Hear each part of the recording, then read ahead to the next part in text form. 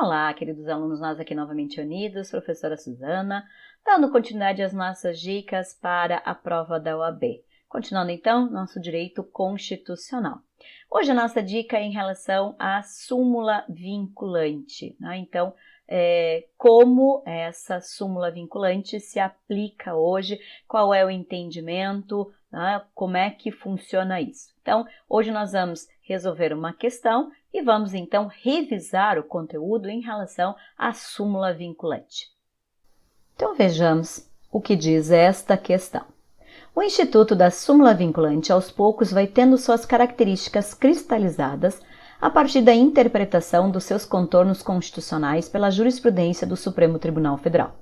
Considerando a importância assumida pelo Instituto, determinada associação de classe procura seu advogado e solicita esclarecimento a respeito dos legitimados a requerer a edição de súmula vinculante, dos seus efeitos e do órgão que pode editá-la. Com base no fragmento acima, assinale a opção que se apresente em consonância com os delineamentos desse Instituto. Então, vamos lá.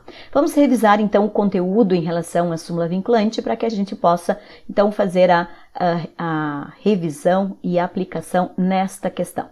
A súmula vinculante, ela é editada exclusivamente pelo STF e ela só pode ser editada através de um quórum de 2/3, né, dos 11 ministros do STF. Então, é um quórum qualificado. Tá? Só pode ser pelo STF, mas não obrigatoriamente ela tem que vir através de um pedido, porque ela também pode ser criada de ofício pelo próprio STF, desde que seja então dentro de um processo em reiteradas situações de análises constitucionais. Então, é a única sistemática que nós temos hoje no Brasil onde o judiciário pode agir de ofício e não obrigatoriamente a requerimento, a pedido.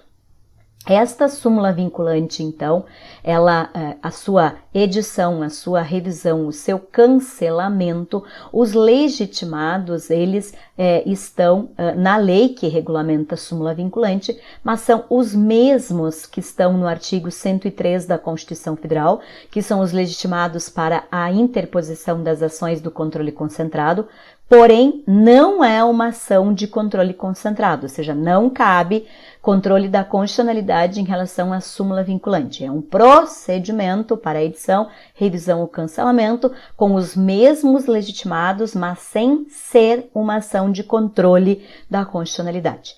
E além dos legitimados no artigo 103, nós ainda temos na lei que regulamenta então a súmula vinculante, nós temos os tribunais, então tribunais superiores, né, tribunais de justiça, eles têm competência para então buscar a revisão desta súmula no STF, tá? Então engloba a questão dos tribunais que não são legitimados para o ajuizamento das ações do controle concentrado. Temos também defensor público, né, que não está no rol do 103 legitimado, e temos também o município.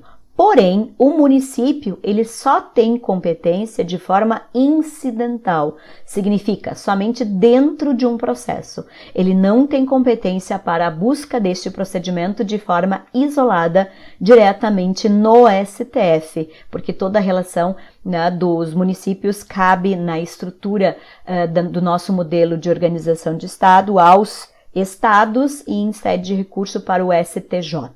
Então, esses são os legitimados para a proposição, mas não para a declaração de inconstitucionalidade, porque essa inexiste em relação à súmula vinculante. A partir do momento que a súmula é criada pelo STF, ela é vinculante para os demais órgãos do Poder Judiciário, então significa para todos os tribunais superiores, tribunais de segundo grau e também órgãos de primeiro grau, bem como toda a administração pública, direta e indireta, tanto faz se ela for federal, estadual, distrital ou municipal. Agora, quando a Constituição diz aplicação para os demais órgãos do Poder Judiciário, Cuidado, ela também se aplica ao STF, mas ela se aplica ao STF somente em relação à função atípica do STF, ou seja, na questão da administração. Então, também o STF, o CNJ, tem que respeitar as súmulas vinculantes que são criadas pelo STF na função atípica que é de autoadministração, mas não na função típica, porque o STF é o único legitimado para poder, então, reformular esta edição desta súmula vinculante, por isso que ela não se aplica ao STF na sua função típica. Já em relação ao poder legislativo, utilizamos a mesma lógica. Então, também a súmula vinculante se aplica ao poder legislativo, porque o poder legislativo também se autoadministra. Então, não é que o legislativo esteja fora da obrigatoriedade de respeito à súmula vinculante. O que o legislativo não se vincula em relação à súmula vinculante é a sua função típica, que é a sua função de criação de leis. Por isso, né, ela está então excluída em relação a esta função do poder legislativo, que é nesta função de legislar. Mas, como a administração, o legislativo faz parte da administração direta e, portanto, também se aplica para o legislativo como administração pública. Tá? Então, com base neste conteúdo de revisão, e só mais um detalhe. E o que cabe quando há o descumprimento em relação à súmula vinculante?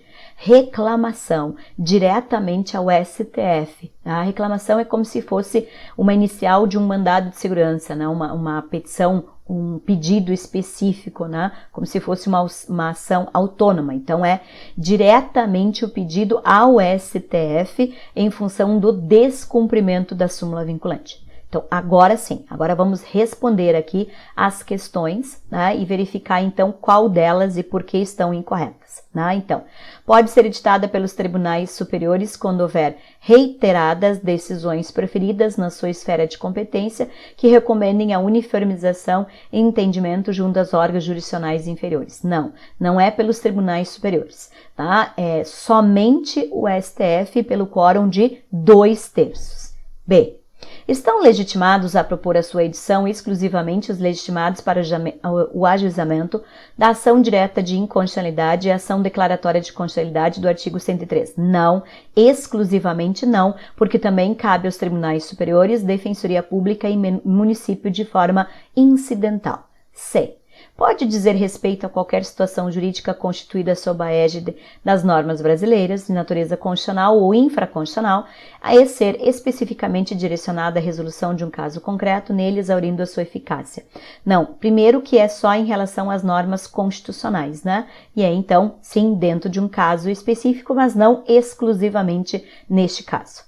E a D, então, a vinculação sumular incide sobre a administração pública direta e indireta e os demais órgãos do Poder Judiciário, não podendo, porém, atingir o Poder Legislativo. Então, vejam, aqui quando eles estão falando Poder Legislativo, é a função típica do Poder Legislativo, porque no início eles estão colocando sobre a administração pública direta, que é onde o Legislativo também está incluído como função atípica. Né? Então, por isso que aqui a resposta é a D. Então, reiteradas vezes, nós temos questões sobre súmula vinculante, mas, né, sempre de forma diferente em relação à matéria propriamente dita. Espero que tenham gostado da dica de hoje, que é sobre súmula vinculante e a sua aplicação na tripartição dos poderes e das funções no nosso sistema brasileiro.